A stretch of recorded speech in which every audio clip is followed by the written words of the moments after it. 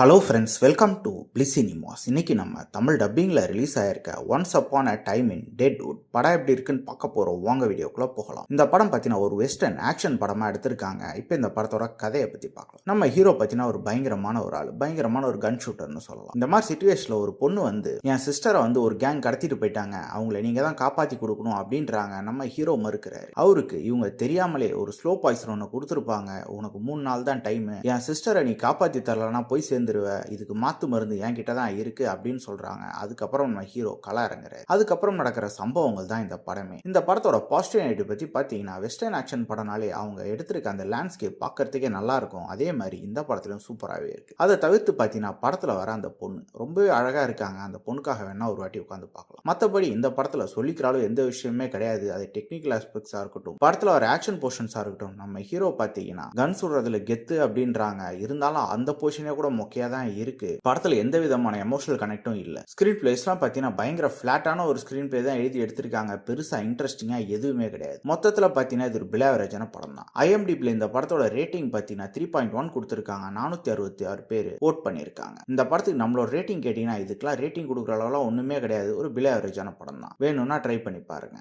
இன்னொரு வீடியோல சந்திக்கலாம். தேங்க்யூ.